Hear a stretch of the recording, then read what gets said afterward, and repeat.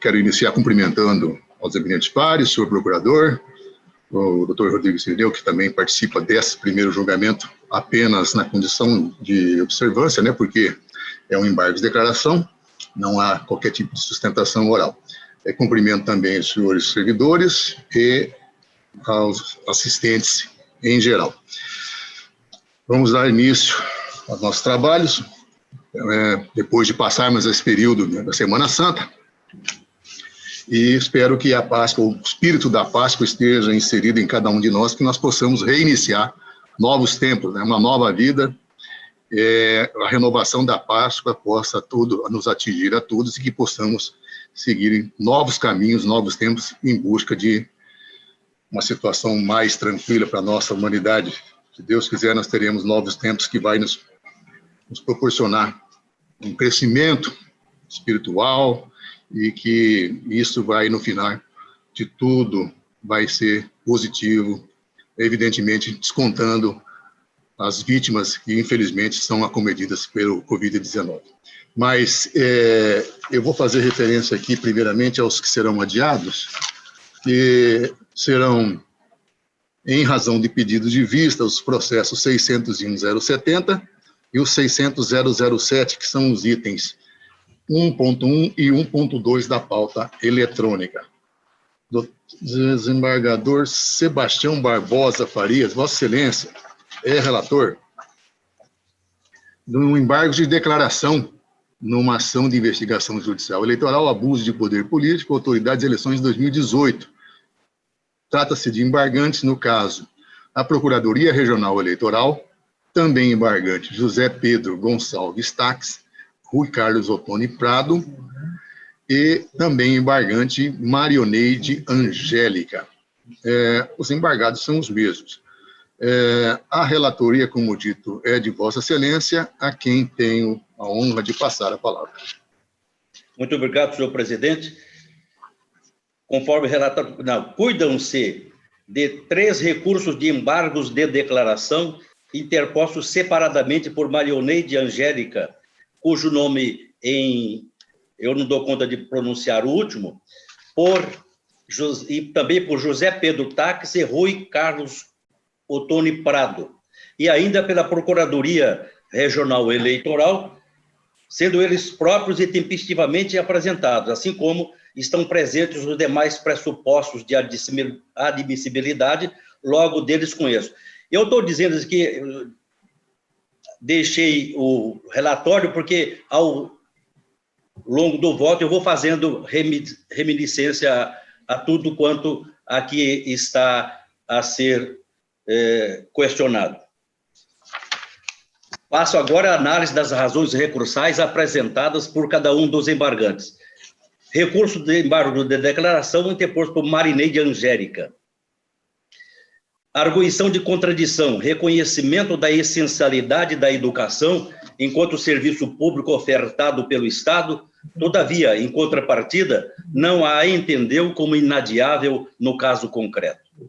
Argumento embargante que é inconciliável o reconhecimento da essencialidade da educação enquanto serviço público e, em seguida, a análise do caráter inadiável das contratações. Prossegue questionando, aspas, se cabe ao judiciário avaliar o caráter inadiável da contratação, a resposta é claramente negativa. A decisão da contratação temporária para suprir déficits na educação se reserva ao campo do mérito administrativo, não podendo ser sindicável pela Justiça Eleitoral, sob pena de subversão do sistema de competências. Fecho aspas e coloco como segundo informação escolhida, SIC, em que pese a opinião do douto causídico, todavia, contradição alguma ocorreu no voto, muito pelo contrário, de maneira escorreita, foi esclarecido que a educação é um direito fundamental a toda a população, entre mentes, na seara eleitoral, mais precisamente no período eleitoral, as contratações temporárias encontram limitação no artigo 73, inciso 4, a linha D, da Lei 9.504, de 1997, devendo mostrar-se inadiáveis sob pena de configurar conduta vedada. Disse eu naquela oportunidade. Contudo, no que concerne ao direito eleitoral, essas contratações temporárias de servidores em período vedado encontram limitações, como disse, no artigo 73, ou seja, nomeação ou contratação necessária à instalação ou não do funcionamento inadiável de serviços públicos essenciais, com prévia e expressa autorização do chefe do Poder Executivo. Diante disso, o nó górdio da questão a ser solucionado é mensurar o que seria inadiável aos olhos da lei. Nesse passo, entendo que inadiável em período vedado tem um sentido mais estrito que excepcional interesse público, pois, de maneira ampla, toda contratação temporária tem interesse público. Assim, no período vedado pela legislação eleitoral, inadiável tem que ser algo que, de outra forma, o serviço público não se realizaria. Bem como não se deve entender pequenos lapsos de tempo de ausência do servidor afastado.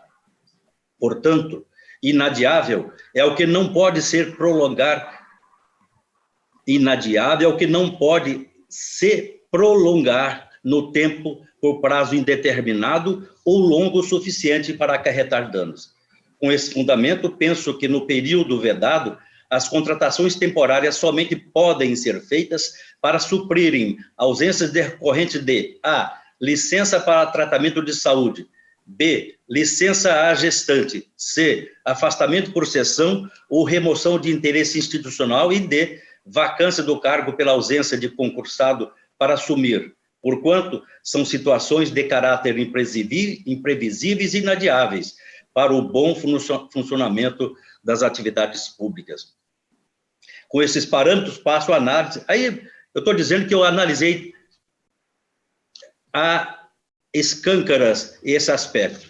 E digo, vê-se então que não há contradição alguma, que foi explicado que a educação é essencial, contudo, repise-se no período eleitoral enquanto limitação no que concerne às contratações temporárias, uma vez que deverão ser inadiáveis, pois, do contrário, configura a prática de conduta vedada. A mera indignação da parte acerca do entendimento encetado por esse tribunal não lhe autoriza a retomar teses já exauridas, sob pena de insidiosa rediscussão da matéria, o que encontra óbice na lei e em remaçosa jurisprudência.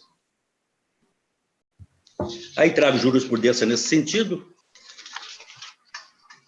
e continuo. Assim, não há vício algum a ser corrigido quanto ao tema acima exposto. 1.2. Arguição de omissão quanto aos reclamos das unidades escolares, peculiaridades do caso, gestão descentralizada e democrática da educação, necessidade de uniformização da jurisprudência perante a Corte Superior Eleitoral, pré-questionamento da matéria. Assevera embargante que houve omissão porquanto o julgado não analisou as contratações sob o prisma da teoria das capacidades institucionais, segundo a qual o Poder Judiciário não possuiria expertise para avaliar o caráter inadiável da contratação, que tal avaliação deveria ser feita pelo Poder Executivo. Nota-se que a tese da teoria das capacidades institucionais não foi arguída pelas partes na ação. Dessa forma, é inviável inovar tese recursal na via dos embargos declaratórios, ainda que se aleguem matéria de ordem pública e intuito de pré-questionamento. Isso está dito pela senhora ministra Maria Tereza de Assis Moura. Dessa forma, não há falar em omissão. 1.3. Arguição de omissão, ausência de indicação de litisconsorte passivo no polo passivo da ação de investigação eleitoral. A embargante alega que houve decadência para a propositura da ação de investigação judicial eleitoral, contudo, esse egrégio colégio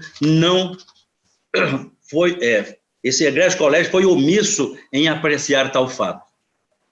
Dessa ótica, argumenta que a senhora Neila Maria Botelho do Prado deveria integrar o polo passivo da AIGE, porque seria a pessoa à frente da coordenadoria de provimento da Secretaria Adjunta de Gestão de Pessoas da Educação, órgão responsável pelas contratações temporárias na Secretaria Estadual de Educação à época dos fatos. Desse modo, em face da ausência dela no polo passivo, teria ocorrido a decadência, uma vez que é impossível a regularização da ação neste momento processual. Data venha a nobre defesa, essa acolhida da Corte Regional não se omitiu quanto ao tema. Ao contrário, consignou no julgamento que as contratações temporárias realizadas pela SEDUC ocorriam de maneira temporárias, realizadas pela SEDUC, ocorriam de maneira descentralizada em razão do grande número de contratos firmados pelo órgão estatal, e nessa ordem de ideias, a responsabilidade dessas contratações irregulares no âmbito da mencionada Secretaria Estadual seria somente de sua gestora-mor e não dos seus subalternos. Disse eu, não se desconhece que o processo de contratação de servidores temporários é feito diretamente pela unidade escolar interessada. Por óbvio, não poderia ser diverso em face do tamanho do Estado e do número da demanda ser grande, ficando contraproducente assinar todos os atos administrativos das contratações. Contudo, ao delegar essa função, todas as orientações e implicações legais devem ser repassadas de maneira clara e oficial aos servidores que receberam essas atribuições. Ou seja, os atos praticados devem estar em conformidade com leis e regulamentos externos e internos. Dessa maneira, deveria ter se preparado em relação às ausências de profissionais em decorrência de férias, aposentadorias e situações similares. Todavia, não o fez, assumindo assim para si a responsabilidade das contratações realizadas. Comprovada também a responsabilidade de Maronide Angélica. Continuo. Logo, da leitura do acordo embargado, verifica-se que houve expressa manifestação acerca da logística utilizada pela SEDUC para realizar as contratações de servidores temporários, afastando-se a arguição de omissão levantada. 1.4. Vício na dosimetria. A. Arguição de omissão quanto às condições pessoais da embargante para fins de fixação do valor da multa, sanção pecuniária fixada em valor acima do inicial e além do intermediário, e sem qualquer justificativa plausível, necessidade de fundamentação exauriente. B. Arguição de contradição. Acórdão que reconhece como atenuante em favor da embargante ter cumprido a notificação do MP, mas em contrapartida a penaliza em patamar idêntico aos demais réus.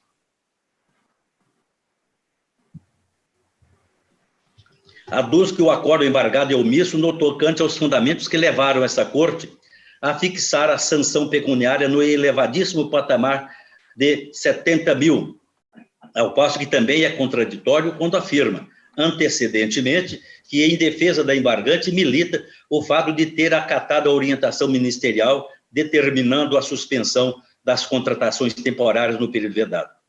Na parte que importa o deslinde das controvérsias, essas foram as assertivas lançadas por esse relator na decisão embargada. Destarte, em obediência ao princípio da proporcionalidade, as circunstâncias concretas do processo demonstram que a imposição isolada de multa no patamar legal intermediário para cada um dos réus é medida necessária, adequada o suficiente para retribuir o ilícito perpetrado, devendo ser afastada na espécie a incidência da sanção de inexigibilidade. Não é diverso o entendimento jurisprudencial que trago aqui, mas deixo de fazer a leitura para otimizarmos o nosso tempo. Continuo. Observa-se que, efetivamente, o aresto aguerreado foi omisso quanto ao princípio da individualização da pena ao sancionar a multa aos representados. Dessa forma, é imperioso atribuir efeitos modificativos aos embargos de declaração para refazer a parte dispositiva do acordo combatido. Destaque em decorrência do princípio da proporcionalidade, as circunstâncias concretas do processo demonstram que a imposição da multa isolada no patamar legal intermediário para cada um dos réus é medida necessária, adequada e suficiente para retribuir o ilícito perpetrado, devendo ser afastada na espécie a incidência, como se disse, da sanção de inexigibilidade. Não é diverso o entendimento jurisprudencial. E tem diversos julgados que eu deixo de fazer a leitura, mas está aqui para a documentação e continua assim sendo. Na fixação da penalidade em virtude de prática de conduta vedada, cabe ao judiciário dosar a multa prevista no parágrafo 4º do mencionado artigo 73, de acordo com a capacidade econômica do infrator, a gravidade da conduta e a repercussão que o fato atingiu. Comprovada a prática da conduta vedada capitulada no artigo 73, inciso 5 da Lei 9.504 de 1996, o parágrafo 4º do mencionado artigo dispõe que a prática de nomeação ou contratação de servidores em período vedado sujeita o infrator à multa no valor de 5.000 a 100.000 UFIRs, cuja redação é repetida pelo artigo 77, parágrafo 4º da resolução do TSE número 23.551 de 2017, que prevê o valor da multa já convertido em reais de 5.320,50 centavos a 106.410 reais. No passo seguinte, partindo da premissa de que os investigados, no momento dos fatos, possuíam situação jurídica distinta, sobretudo pelo fato de que 2 deles serem candidatos ao pleito de 2018, reputo necessário individualizar as suas penas pecuniárias. Nessa ordem de ideias, quanto à investigada Maroneide Angélica, levando-se em consideração a sua capacidade econômica, ser secretária estadual de Educação, a gravidade da conduta, contratação irregular de 587 servidores temporários e a repercussão que o fato atingiu, e considerando ainda não ter sido candidata, não ter agido de modo a comprometer-se ainda mais, não ter preparado a SEDUC em relação às ausências de profissionais em decorrência de férias, aposentadoria e situações similares, entendo que a multa a ser aplicada deve ser no valor de 35.000. De outra banda, o fato da embargante cessar com as contratações temporárias ao ser admoestada pelo Ministério Público não pode ser considerado como uma atenuante, haja vista que a ausência de voluntariedade no ato praticado, ou seja, ela somente cessou as contratações porque foi orientada e não porque era do seu talante. Desta feita, concluo que o recurso de embargo de declaração interposto por Maroneide Angélica deve ser praticamente acolhido para lhe aplicar efeito modificativo quanto ao valor da multa imposta. 2. Recurso de embargo de declaração interposto por José Pedro Gonçalves Taques e Rui Carlos Ottoni Prado. Arguição de omissão, ausência de prévio conhecimento.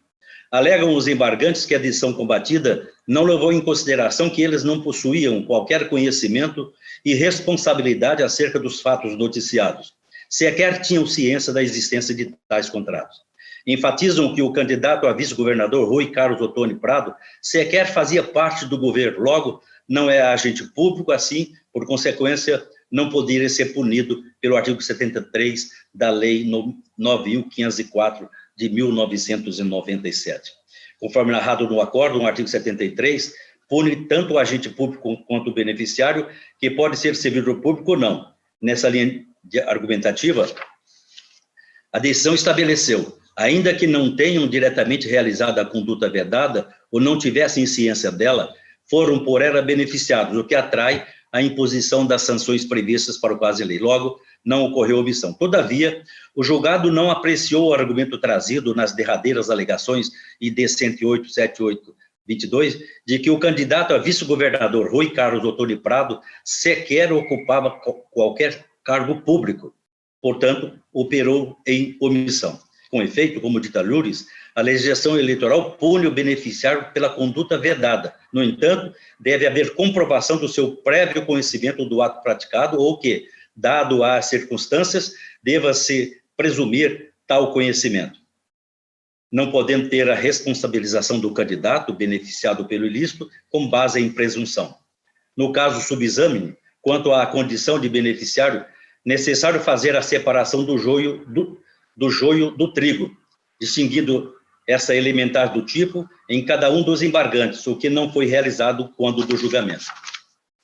Pois bem, consoante o colendo do Tribunal Superior Eleitoral, o candidato José Pedro Gonçalves Taques, na condição de chefe do Poder Executivo Estadual, em verdade, deve ser considerado como responsável pela conduta e não beneficiário, porquanto tem o poder-dever constitucional de fiscalizar todos os atos de seus subordinados, inclusive aqueles praticados por delegação de competência, motivo pelo qual se reconhece o seu prévio conhecimento na prática da conduta vedada. De modo que, quanto a ele, não há falar em ausência de comprovação do prévio conhecimento ou da sua autorização. Sobre ele, obviamente, recai o ônus da culpa em elegendo e em vigilando, porquanto não pode alegar desconhecimento dos atos praticados por suas secretarias, órgãos que lhes são hierarquicamente vinculados. Por seu turno, e de forma divergente, é a responsabilização do candidato Rui Carlos Ottoni Prado na condição de beneficiário. No caso, não há prova no sentido de que o investigado tivesse, de fato, conhecimento quanto às contratações temporárias realizadas pela SEDUC, quanto mais efetuadas em período vedado. Aqui eu trago o escório de José Cândido, que disserta sobre o tema, e passo adiante, deixo só como documentação. Vê-se, então, que o Ministério Público Eleitoral não logrou se desincumbir do ônus da prova quanto a este ponto fulcral para o desígnio da causa. Sendo assim, é de se reconhecer a improcedência da representação em relação a Rui Carlos Ottoni Prado, conforme precedentes jurisprudenciais. A propósito, colaciono os seguintes precedentes. Trago também os precedentes e vou adiante. Pelo sistema de valoração de provas denominado persuasão racional ou do livre convencimento, o juiz é livre para formar seu convencimento, desde que esse se baseie nos elementos constantes dos autos. Dessa forma, não há nos autos elementos fáticos e probatórios suficientes para o acolhimento da pretensão do autor de que o representado Rui Carlos Ottoni Prado teve responsabilidade nas condutas vedadas praticadas ou que tenha tido prévio conhecimento delas. Logo, não há como lhe imputar a prática da conduta vedada. 2.2. Arguição de omissões. A. Não comprovação de novas contratações. B. Não comprovação do desvio de finalidade. E C. Rigor do processo da contratação. Aduzem os embargantes que o verdadeiro acordo teria sido omisso porquanto A. Não foi considerado o fato de que não foram realizadas novas contratações temporárias, mas sim readequação de carga horária de servidores contratado antes do período vedado. B. Não considerou que não houve finalidade eleitoral. C. Não considerou que o procedimento de seleção dos profissionais contratados é complexo, levando-se em consideração as peculiaridades do sistema de ensino estadual. Diverso do alegado, todos os pontos acima arguídos foram devidamente tratados na decisão atacada, conforme se vê do quadro e anexo ao voto. Os contratos foram analisados um a um e não se reconheceu o abuso político, ou seja, o uso da máquina estatal em prol dos embargantes, mas sim o reconhecimento de prática de conduta vedada, ou seja, os atos praticados afetaram a isonomia entre os candidatos, afastando-se aspectos subjetivos. Assim, desnecessário qualquer cotejo com eventual violação à normalidade ou legitimidade do pleito. Basta apenas seja afetada a isonomia entre os candidatos. De igual modo, reconheceu-se a complexidade das contratações. À guisa de exemplo, colaciona o seguinte excerto. Não se desconhece, digo eu, que o processo de contratação de servidores temporários é feito diretamente pela unidade escolar interessada. Por óbvio, não poderia ser diverso em face do tamanho do Estado. Isso que já disse, que isso foi muito bem dito e está aqui para quem quiser e tiver interesse de ver. E continua, como se vê, não houve omissão ou obscuridade, pois o fato de a fundamentação do julgado não coincidir com os interesses defendidos pela parte não implica omissão. O magistrado deve expor suas razões de decidir nos estritos termos do artigo 93, inciso 9 da Constituição Federal. Motivos esses que não serão necessariamente alicerçados nos argumentos ventilados pelos demandantes. 2.3, arguição de contradição, comprovação da imprevisibilidade, da inadiabilidade e da essencialidade. Os embargantes, tal como fez a embargante Maria Aurelia Angélica, arguem ser contraditório ter sido reconhecido a essencialidade da educação enquanto serviço público, entre mentes, não ser consideradas as justificativas quanto à imprevisibilidade, inadiabilidade e essencialidade das contratações para a manutenção do funcionamento das unidades escolares.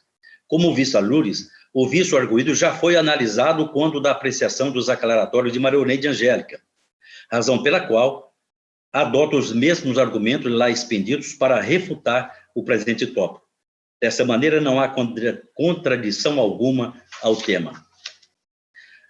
2.5, arguição de contratação. Quanto da multa?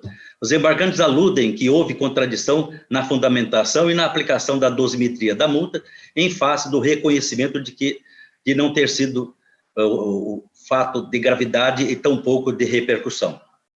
Contradição alguma no voto. Os atos praticados foram graves e tiveram repercussão, porquanto inúmeros alunos ficaram sem aula. Contudo, malgrado o reconhecimento da existência da gravidade e da repercussão, conforme exposto no voto, essa gravidade reconhecida não configuraria abuso de poder político, entre mentes, não isentaria os embargantes da aplicação de multa pelas condutas vedadas praticadas, ou que tal sanção a ser aplicada devesse ficar no patamar mínimo.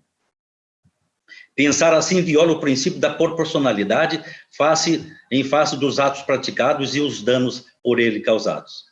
Por outro lado, conforme já esclarecido nos embargos de Marioneide Angélica, faltou fazer a individualização da sanção imposta aos embargantes. Desta feita, corrigindo o voto questionado, passo a individualizar.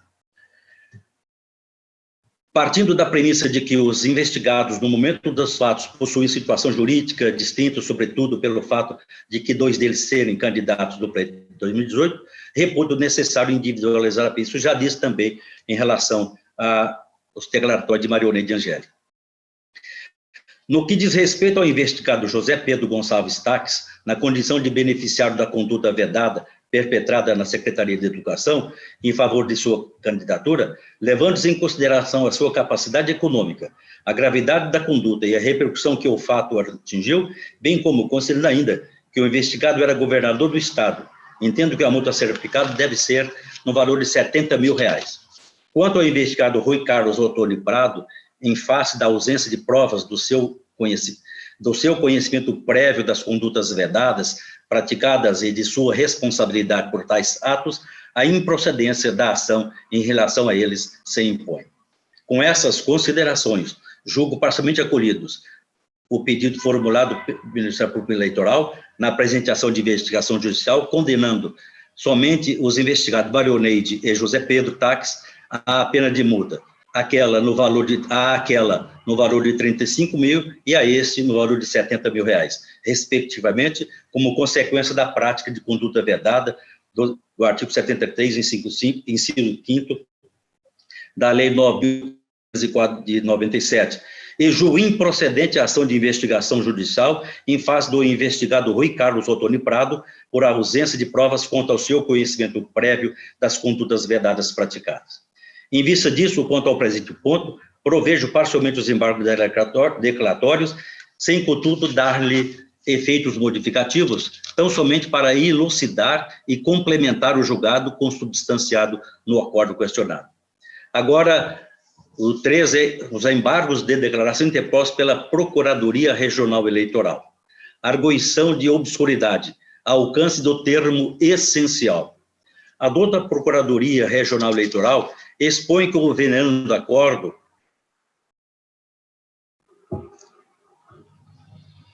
ao afirmar a tese de que a educação é serviço essencial e, nesse prisma, requerendo ponderação caso a caso de cada contrato temporário realizado em período vedado, não restou totalmente claro o alcance do mencionado precedente, dando margem à perigosa interpretação de que cada um dos quase 5.600 entes federados da nação possa ter uma dimensão única e personalizada do conceito essencial, invalidando por completo a norma esculpida no artigo 73, inciso 5º, a linha D, da Lei 9.504 de 97. expõe ainda que não se estabeleceu qual seria o ato normativo ou administrativo necessário à classificação de um determinado serviço público como essencial, ou ainda, se a simples anuência do chefe do Poder Executivo seria suficiente à atribuição de mencionado status ao serviço. Digo eu, como é de conhecimento de todos, a lei das eleições é silente em definir o que seria serviços públicos essenciais. Nesse passo, como demonstrado no voto, a lei maior da nação é a resposta para a inquietação formulada pelo douto Procurador Regional Eleitoral, ou seja, essencial é tudo o que a Constituição da República estabelece como princípios fundamentais à existência da nação brasileira, bem como estabelecido em seu título 1, mais especificamente a dignidade da pessoa humana, artigo 1º, inciso 3. Nesse pensar, foi consignado no voto que a educação é um direito humano, fundamental e essencial, com base nos artigos 205 e 207 da Constituição de 1988. O termo essencial da Lei 9.504 possui um alcance muito maior do que o previsto na Lei 7.783 de 89. Abrange todos aqueles serviços que são caros à comunidade, sem os quais o dia a dia dos habitantes não funcionariam. Cada município e a unidade federada tem as suas peculiaridades específicas, suas essencialidades, as quais não se encerram em inúmeros clausos do artigo 10 da norma paradista. Nesse sentido, colaciono o aresto jurisprudencial do Colégio Superior Tribunal de Justiça, estabelecendo que o conceito de serviço público essencial é mais amplo do que previsto na Lei 7.783. Trago aqui, deixo de fazer a leitura, mas é da relatoria de Sua Excelência, o ministro Ari Pargendler.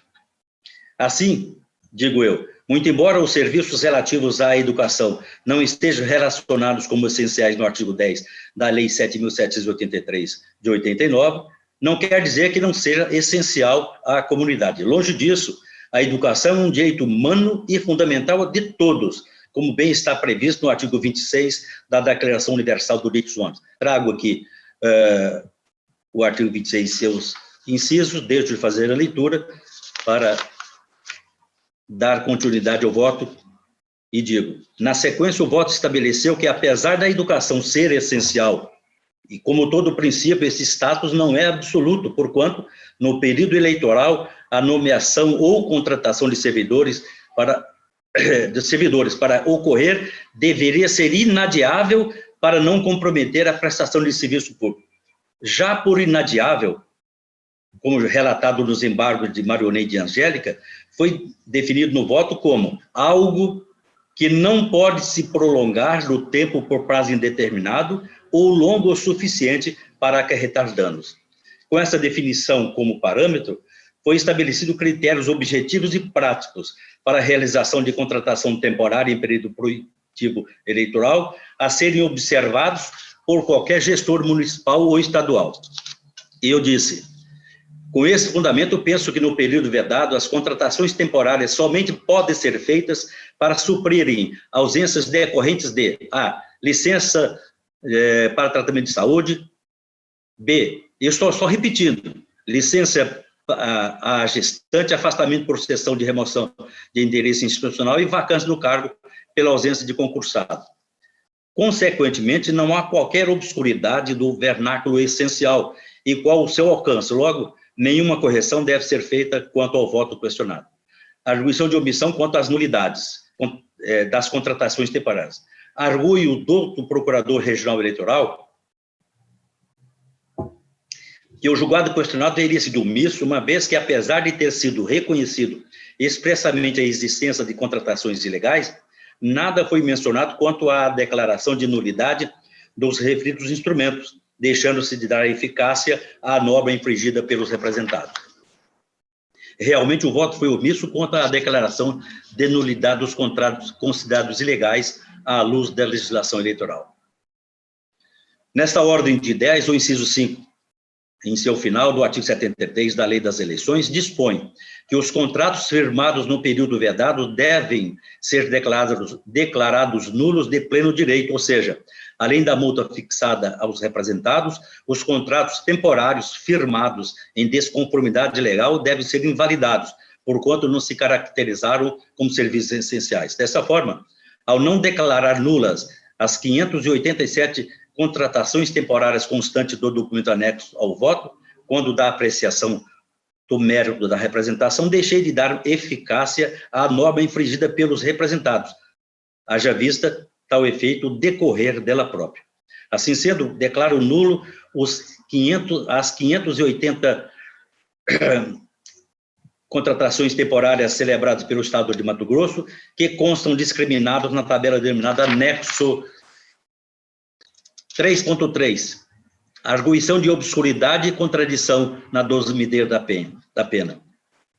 Por fim, o julgado teria sido obscuro e contraditório na dosimetria da pena, na medida em que no ano de 2006, acordo do TRE número 16172, o egrégio Tribunal Regional Eleitoral de Mato Grosso, diante de 307 contratações ilegais, aplicou-se multa isolada no valor individual de 25 mil aos representados. Assim, no presente caso, a sanção deve ser, no mínimo, de 80 mil FIRs, bem como revisão do afastamento da incidência da sanção de inexigibilidade, em face da notória gravidade da conduta vedada praticada pelos representados e a consequente configuração de abuso do poder político. É de notório saber que a dosimetria da reprimenda não está vinculada ao pedido do autor, podendo o Poder Judiciário aplicar a sanção que seja necessária e suficiente para coibir e prevenir a conduta ilícita. No presente caso, de acordo com o voto exarado e revisto no tópico 1.3 do recurso de embargo de declaração interposto por Marioneide Angélica, percebe-se que a dosimetria foi realizada com supedâneo no princípio da proporcionalidade, que houve manifestação no sentido de se exasperar a pena base acima do mínimo legal, em razão da capacidade econômica, da gravidade da conduta e da repercussão que o fato atingiu. Sendo assim, a sanção imposta foi devidamente justificada, não havendo falar em omissão. Ademais, o Tribunal Superior Eleitoral já decidiu que a dosimetria da pena não segue fórmula matemática pré-definida, mas é realizada de acordo com as circunstâncias do caso concreto, reconhecendo certa discricionariedade do julgador na fixação do montante da pena dentro dos limites legais. Do RESP 42-10, relatoria do senhor ministro Edson Fachin, julgado em 13/8/2019.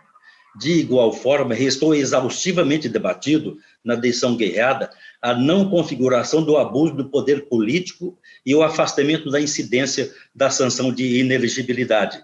Nesta ótica, o único objetivo do presente ponto é rediscutir o mérito da decisão em razão do mero inconformismo do douto embargante, o que é expressamente vedado na via lei. Logo, deve ser mantida a sanção determinada aos representados Marioneide e José Pedro Taques.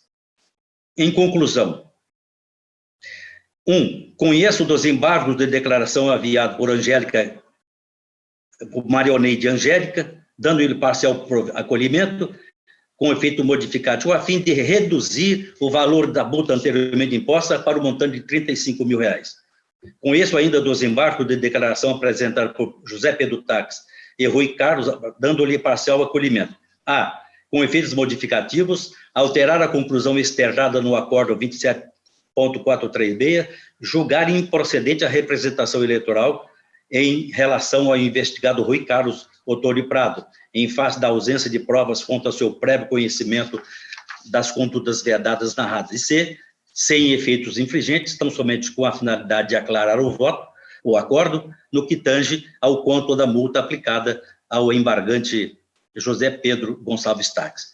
Por fim, conheço também do recurso de embargos aclaratórios interposto pela Procuradoria Regional Eleitoral, dando-lhe parcial acolhimento, com efeito modificativo, para declarar nulos os 587 contratos temporários celebrados pelo Estado de Mato Grosso, que constam discriminados na tabela denominada Anexo 1, tabela dos servidores contratados, que integram o voto.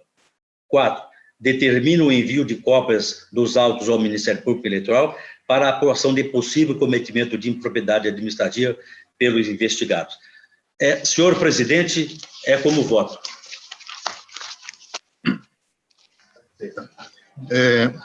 Muito bem. Como vota o doutor Sebastião Monteiro? Eu acompanho, senhor presidente. O doutor Fábio Henrique? Com relator, presidente. Doutor Bruno? Está sem som. Muito bem, obrigado, senhor presidente. Eu acompanho com substancioso o voto do doutor relator, senhor presidente. Eu só faço uma ponderação no que tange aos contratos. É bem provável que eles já tenham sido expirados em razão do decurso do prazo. No entanto, eu acho importante assentar que o reconhecimento da nulidade que decorre da lei, ex lege, por seu turno, não impõe a desobrigação do Estado de ressarcir os professores pelos serviços prestados, até que eles sejam, se alguns deles forem alcançados pelos efeitos desta decisão, pelos serviços, então, prestados até a efetiva declaração, cumprimento do acordo com a sua declaração de nulidade em decorrência dele. Com essas considerações, acompanho o doutor relator. Eu acolho as ponderações nesse sentido, essa, vamos dizer, manifestação que vem para aclarar mais ainda o voto. Então, eu vou incorporar no meu e muito obrigado pela manifestação. Na verdade, pela lógica, imagino que esses contratos já estejam, todos eles, rescindidos. Mas, se produzir algum efeito, com certeza terá caso a caso. Essa dimensão muito bem constatada pelo doutor Bruno. Doutor Jacques Coutinho. Com o relator. Doutor Iali. Com o relator, excelência. Também vou acompanhar o relator. Eu só vou fazer um adendozinho, desembargador Sebastião. Na conclusão, Vossa Excelência julga parcialmente procedente os embargos, tanto do doutor José Pedro Táxi e do Rui Carlos Ottoni Prado, né? A referência que se faz é julgamento parcial, acolhimento parcial. Eu gostaria de fazer só um adendozinho para que, com relação a Rui Carlos Ottoni Prado, os embargos sejam entendidos, a conclusão, como acolhidos integralmente, porque na medida em que se julga improcedente, né, então nós estaríamos julgando improcedente, então o acolhimento é total, não é isso? Eu acolho também, porque, em verdade, a gente fica focado em determinados pontos e, às vezes, no mínimo, a gente deixa de fazer. Acolho também esta manifestação, senhor presidente. Então, eu vou fazer referência. A conclusão. O tribunal, por unanimidade, nos termos do voto do doutor relator, acolheu em parte os embargos opostos por Marioneide Angélica Klimanchevski, atribuindo-lhes efeitos modificativos para reduzir o valor da multa aplicada. Acolheu os embargos opostos por Rui Carlos Ottoni Prado, atribuindo-lhes efeitos modificativos para julgar improcedente a representação.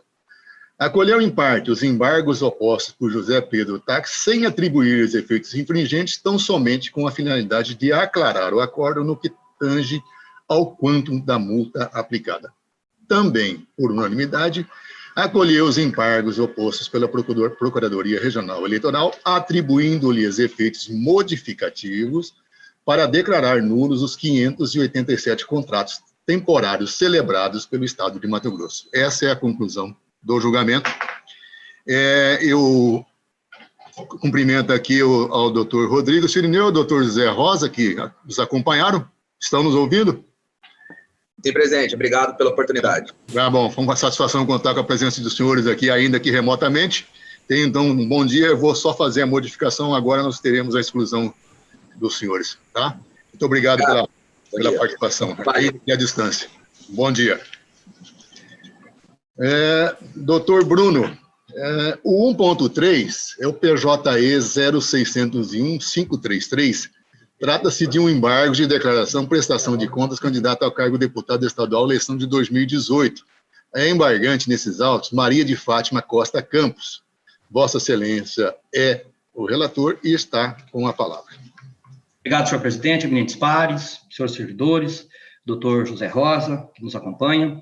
Cuida-se de embargos de declaração e prestação de contas de campanha ao cargo de deputado estadual nas eleições gerais de 2018, oposto pela candidata Maria de Fátima Costa Campos, em face do acordo número 27666, exarado por esta Corte Eleitoral, que nos autos do processo de prestação de contas número tal, desaprovou as contas da embargante, determinando o recolhimento ao Tesouro Nacional do importe de R$ 6.291,01, em virtude da utilização indevida de recursos do erário, bem como repasse à agremiação partidária do valor de R$ 143,01, pois constitui sobras de campanha. O acordo embargado restou assim emendado.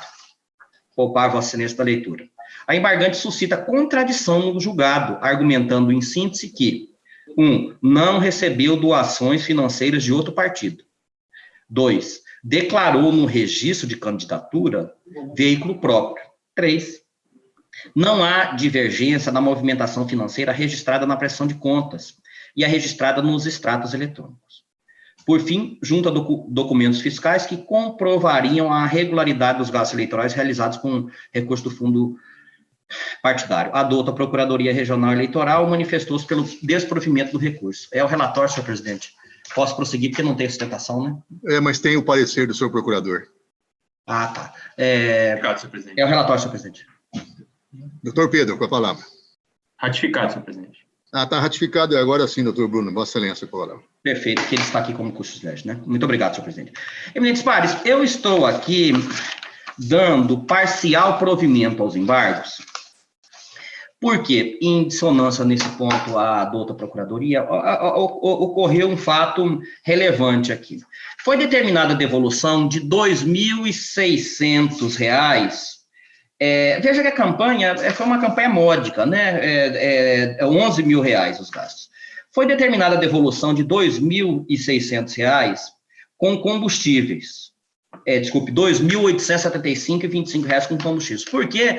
Porque a candidata, determinou-se acertadamente, porque a candidata, ela não declarou locação e, muito menos, a utilização de veículo próprio, de cessão de veículo.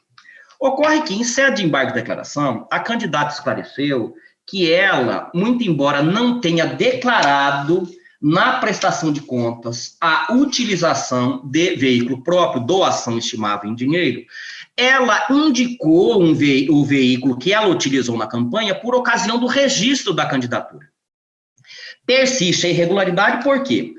Porque o veículo próprio, o candidato não precisa formalizar uma cessão, porque ele não vai formalizar uma cessão para ele mesmo, né, do bem. Só que ele precisa, então, a lei não exige que ele faça a comprovação da cessão, a formalização da cessão do veículo próprio. Está lá no artigo 63, parágrafo 3º, inciso 3 da resolução. No entanto, esse mesmo artigo, ele diz mais à frente que a dispensabilidade da formalização da cessão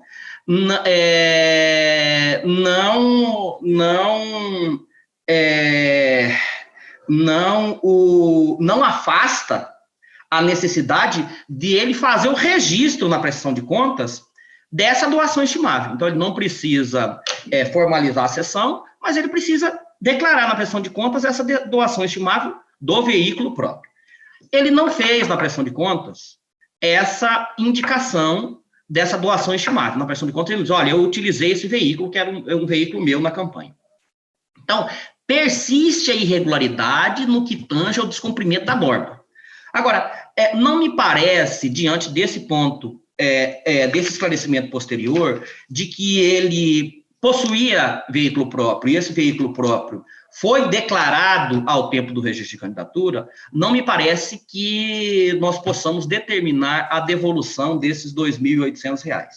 Até porque a prestadora, ela trouxe notas fiscais aos autos lá na prestação de contas, não foram aceitas por ausência de comprovação de veículo próprio ou de locação de veículo, e essas notas fiscais eram notas fiscais de vendas, as vendas eram fracionadas, todas elas foram individualizadas, e mais que isso, 2 delas indicaram, inclusive, a placa do veículo que ela declarou como sendo próprio lá no registro de candidatura. Então, com essas considerações, eu estou dando parcial provimento para afastar a condenação na devolução desses 2.800 alguma coisa. Em relação aos demais pontos, eminentes pares, eu estou negando o provimento aos embargos, porque, vejam, senhores, ela traz aqui um contrato de prestação de serviço no valor de R$2.000 para regularizar um contrato que ela trouxe o contrato veio praticamente em branco e agora ela regulariza isso, mas em sede de prestação de contas nós sabemos que não é possível. Da mesma forma, ela traz uma nota fiscal aqui, regularizando uma nota, uma ausência, uma nota equivocada, que ela disse que foi equivocada, que agora ela traz a nota que sustenta ser correta. Mas também embargo de declaração, essa nota é de R$700, não estamos reconhecendo. Tem uma doação financeira que ela nega, mas como bem pontuou a doutora Procuradoria, ela nega, traz extrato, só que a conta corrente é diversa, ela traz um extrato, uma conta corrente é diversa, e a agremiação partidária comprovou que depositou esses 1.666, nós determinamos que fosse restituído. E sustenta uma divergência numa movimentação financeira aqui, embargo de declaração, sustenta que não há essa divergência do acordo, mas efetivamente há divergência também porque existem depósitos em uma conta que ela não declarou. Então, estou dando parcial provimento aos embargos para reconhecer a regularidade dos gastos com combustível no valor de 2.875. Eu assento também que o provimento parcial dos presentes embargos de declaração não rende ensejo a alteração da conclusão do julgado embargado no que tange a desaprovação das contas, tendo em vista que as irregularidades materiais com reflexos financeiros ainda perfazem o montante correspondente a aproximadamente 130% dos recursos manejados, o que obsta à aplicação dos princípios da razoabilidade e da proporcionalidade. Como voto, senhor presidente?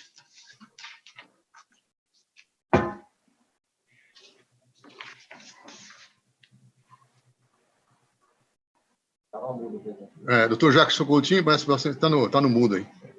Não, com o relator. Tá. Doutor Iali.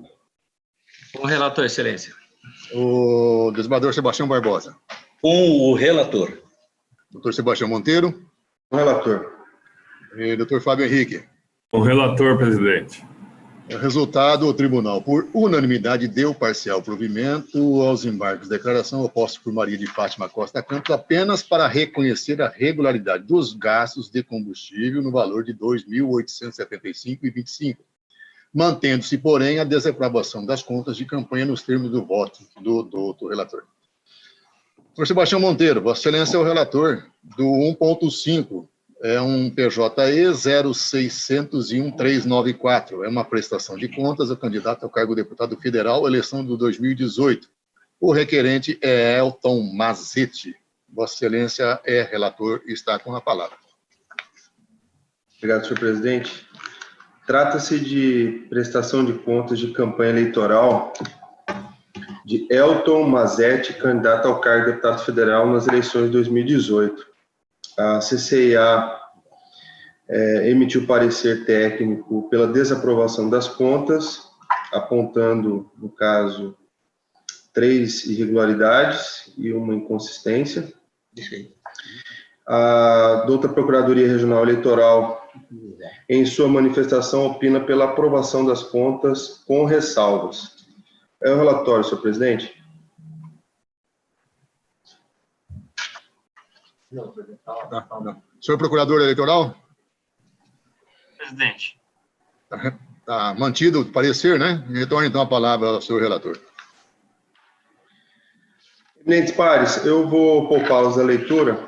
É o caso de... Estou agasalhando a manifestação da Procuradoria Regional Eleitoral e penso que é o caso de aprovação com ressalvas da contabilidade. As irregularidades, no caso, apontadas no item 2.2, a ausência de documentos comprobatórios, no caso, ou contrato de cessão, ou recibo eleitoral de 2 veículos, que R$ 1.500 cada, que totalizam R$ 3.000. Registro que, no caso da campanha de deputado federal, no caso do senhor Elton Mazetti, foram gastos R$ 101.210, e que realizou despesas, arrecadou R$ 101.210 e realizou despesas na ordem de R$ 86.610, portanto, dentro do limite estabelecido pela lei eleitoral. Esses valores, no caso dos veículos, aqui, a ausência desses documentos representam, no caso, 3,46% do total das despesas. No item 3,1, em tese seria outra irregularidade, foi omissão de despesas com Facebook, no valor de R$ 144,82, também um valor que representa do total de gastos aí 0,14. E a outra questão, no caso da outra irregularidade, eu estou afastando essa irregularidade porque, por conta da emissão de nota fiscal não ser obrigatório para fins fiscais, né, para fins eleitorais, nós temos o plenário tem outro posicionamento sobre o tema. Então, eu estou, nesse caso, senhor presidente, eu estou sintetizando, caminhando para a conclusão, temos que o conjunto das irregularidades remanescentes no item 2.2, R$ 3.000, e no item 3.1, no valor de R$ 144,82, perfazem aproximadamente 3,6% dos gastos da campanha, o que permite, na linha da jurisprudência desta egrégia corte, avocar os princípios da razoabilidade e proporcionalidade para impor a contabilidade apenas ressalvas. Com essas considerações, em consonância com o parecer ministerial, julgo aprovadas com ressalvas as pontos de Elton Mazetti referente ao cargo de deputado federal nas eleições de 2018. É como voto. O senhor está dando, então, aprovando com ressalvas as contas do candidato, né? Exatamente. Doutor Fábio Henrique. Com o relator, presidente. Doutor Bruno. Com o relator, senhor presidente. Doutor Jackson Coutinho.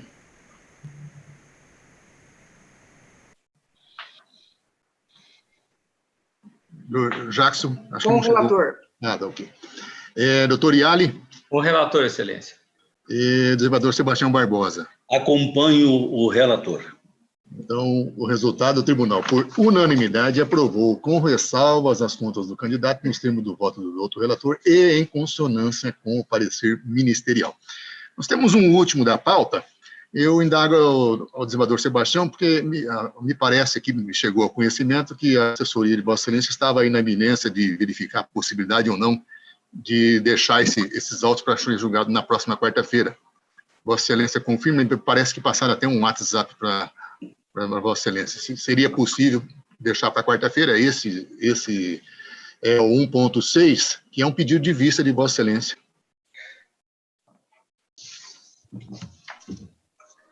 Qual que é, senhor presidente? É aquele caso do embargo de declaração no recurso administrativo. Eu pedi vista e estou com voto. Sim, mas me parece que a assessoria de Vossa Excelência entrou em contato com Vossa Excelência por WhatsApp, talvez a Vossa Excelência o WhatsApp não tenha verificado, para indagar se vai ser mantido em pauta hoje ou se ficaria para a próxima quarta-feira. Eu vou ver aqui, espera um momento.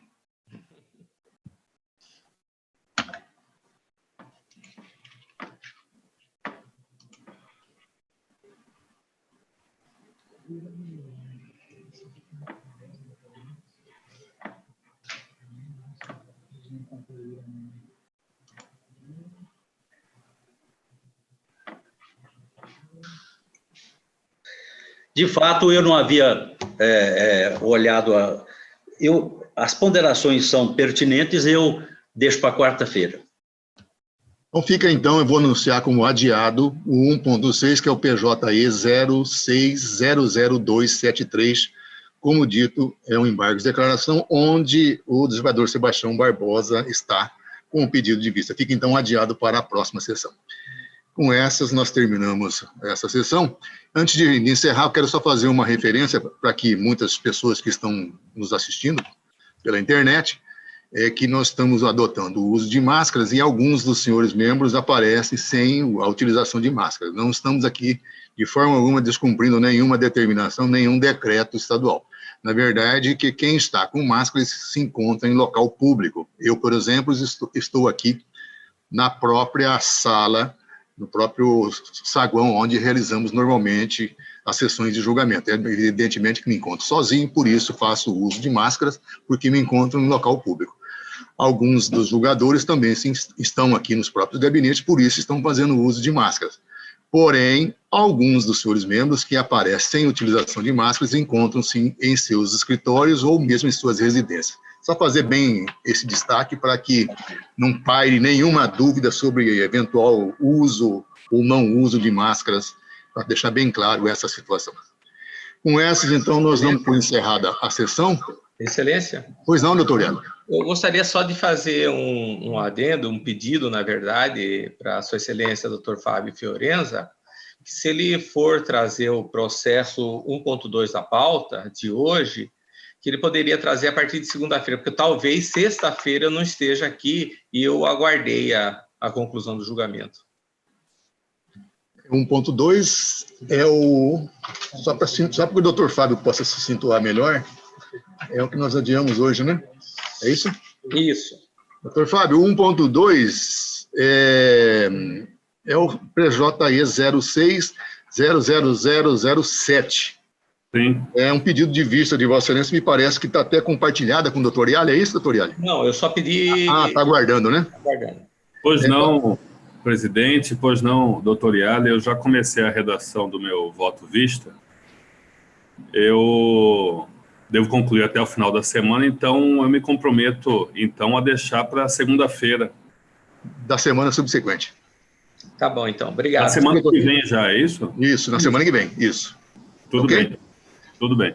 Obrigado. Né? Então, nada mais havendo, eu declaro encerrada a sessão, agradecendo a participação de todos e desejando que todos tenhamos uma boa semana e vamos nos conter, ficar em casa, nos nossos escritórios, trabalhando remotamente para combater esse mal que está afligindo a humanidade, não é isso? É isso. Todos, então, um bom dia, satisfação contar com a presença de todos e uma boa semana. Bom Muito dia. obrigado. Bom dia a todos. Bom dia a todos. Até Senhores. Um abraço, tudo de bom. Tchau. Bom dia, bom dia.